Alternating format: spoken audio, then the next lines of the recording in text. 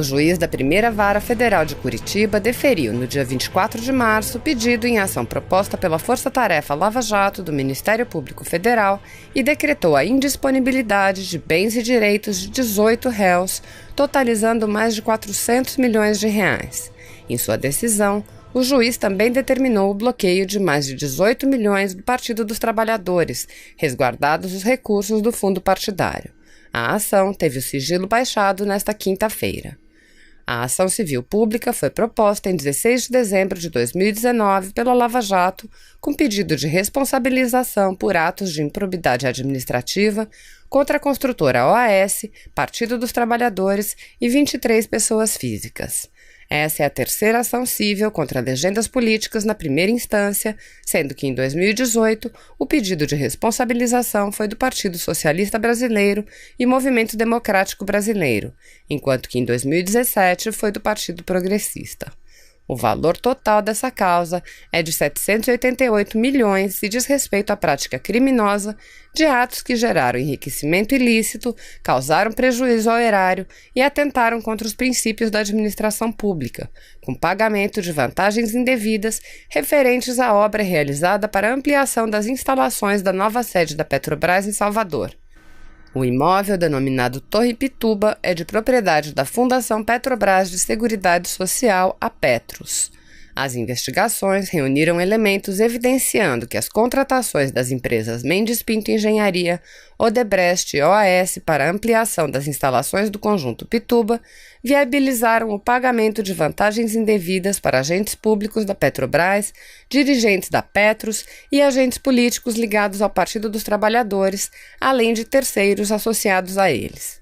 Dentre eles está Renato Duque, que então comandava a diretoria de serviços da estatal, que se comprometeu a alocar o imóvel da Petros por 30 anos. A ação aponta que o empreendimento da Torre Pituba, cuja obra havia sido originalmente estimada na ordem de 320 milhões em abril de 2008, sofreu grandes alterações e foi objeto de aditivos contratuais que fizeram os custos apenas da construção quase que dobrarem, atingindo mais de 588 milhões de reais.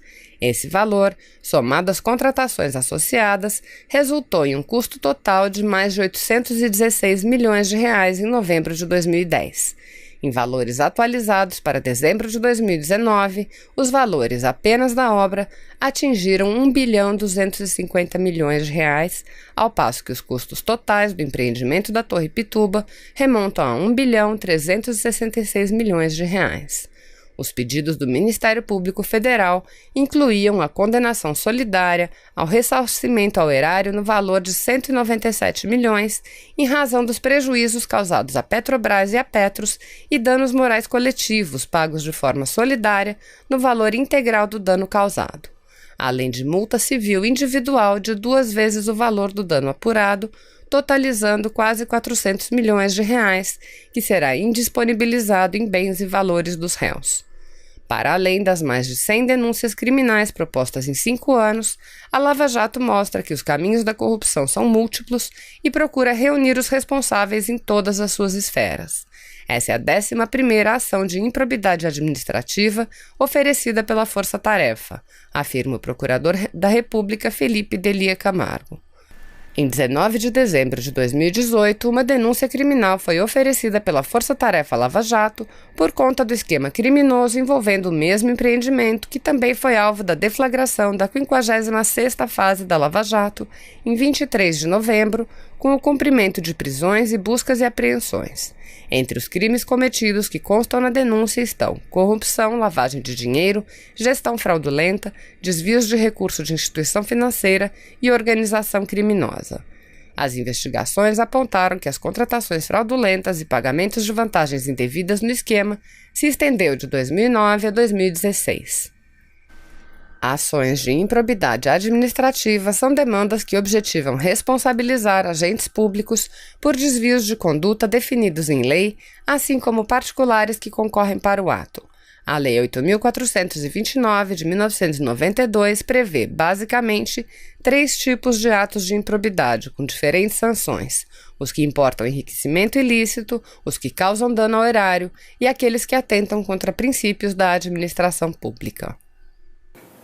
Neste momento que as aulas estão suspensas para evitar a propagação do coronavírus, o Ministério da Educação vem anunciando uma série de medidas para diminuir os prejuízos aos estudantes. Sobre essas ações, eu converso agora com o ministro Abraham Weintraub.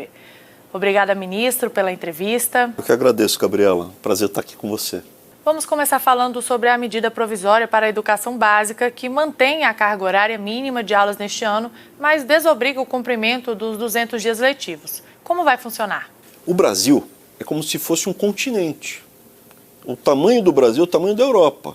E você vê que na Europa a dispersão da doença foi muito diferente de Portugal, Espanha, Letônia, Dinamarca, França, Itália. Mesmo dentro da Itália foi muito diferente lá em Milão, no norte, da Sicília ou da Calábria, que fica no sul. O que nós estamos passando para os secretários municipais e estaduais de educação? Primeiro, as informações. Está pronto o mapa da dispersão da doença pelos municípios. E aí eles têm a decisão de como e quando retomar as aulas. Então essa medida provisória que o presidente assinou, é para dar a liberdade para que esse ano não seja perdido, eles consigam, da melhor forma, de acordo com a realidade do município, alterar as aulas para ter o ano preservado para as crianças. Com um detalhe, a carga horária está mantida.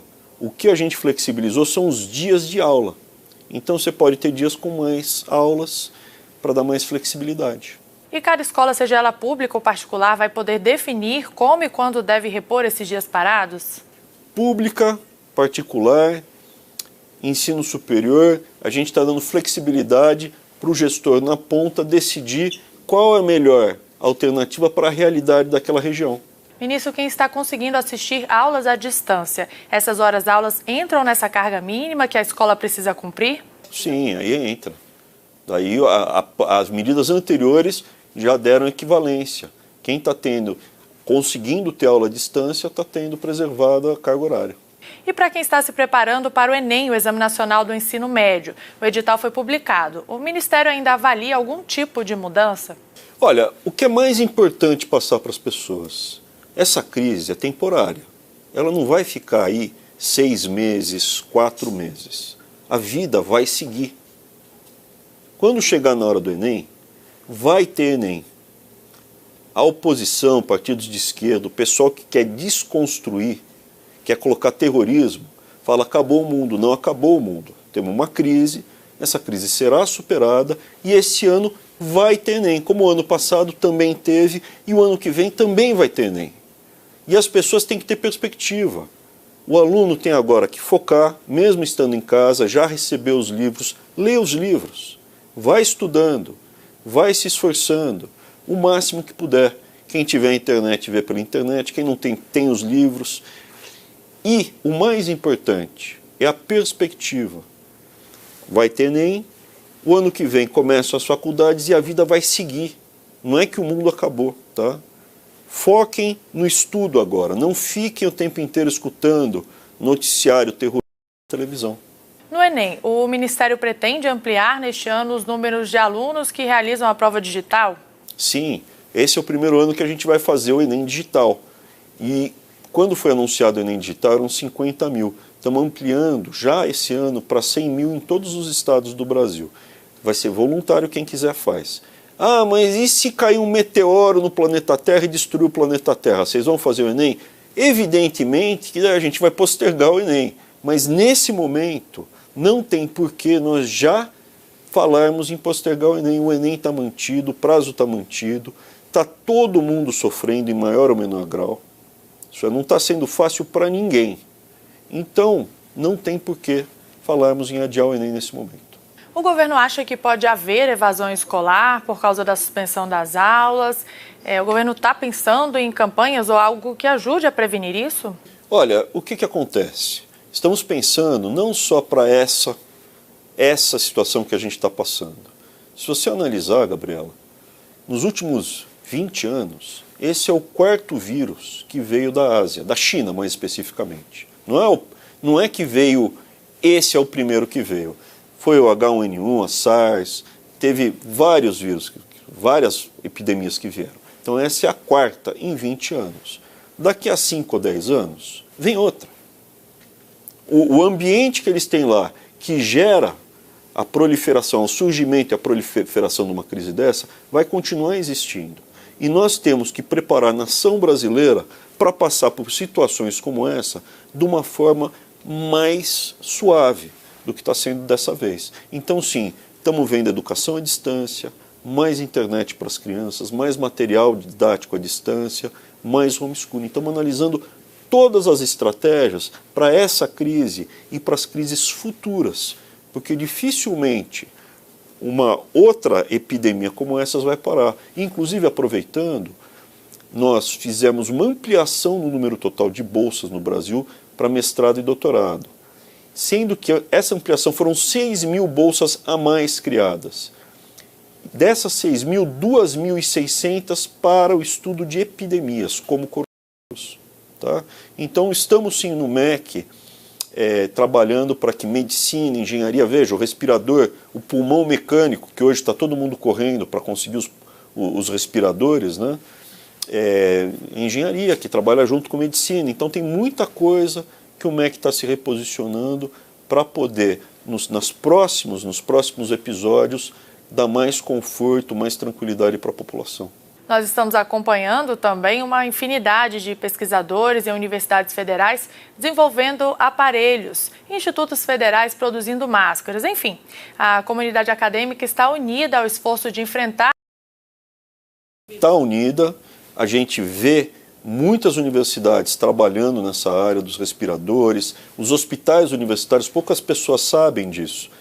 Nós temos a maior rede de hospitais do Brasil, a rede de hospitais universitários, chama EBSER. São 40 hospitais universitários.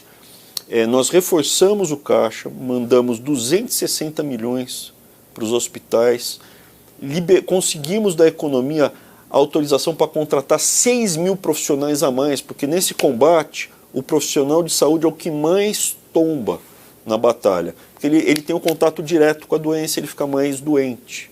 Então a gente reforçou a equipe para ter quem substituir quando cair. Estamos correndo também para inaugurar 100 leitos no Hospital das Clínicas de Porto Alegre, que a gente já soltou o dinheiro. Isso foi no dia 13 que a gente fez tudo isso. Então já está aparecendo as ações. E cada vez mais tentando ter mais estrutura para receber as pessoas quando elas ficarem doentes.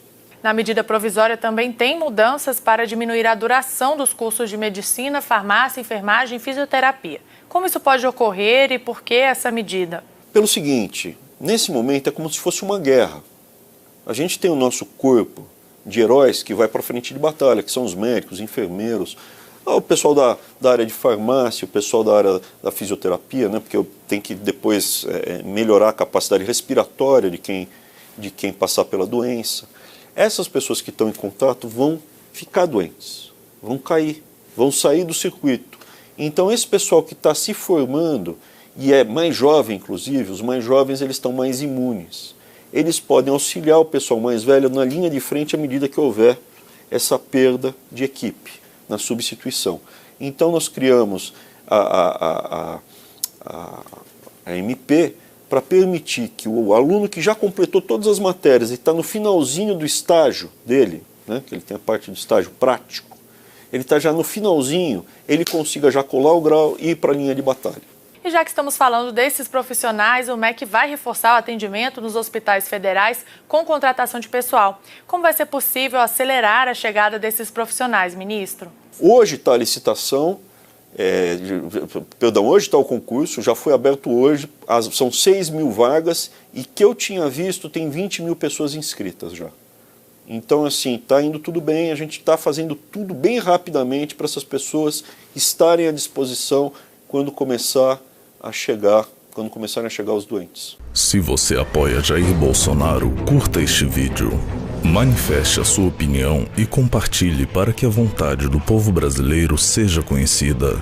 Inscreva-se no canal para ter acesso gratuito ao nosso conteúdo. Uma produção Folha Política.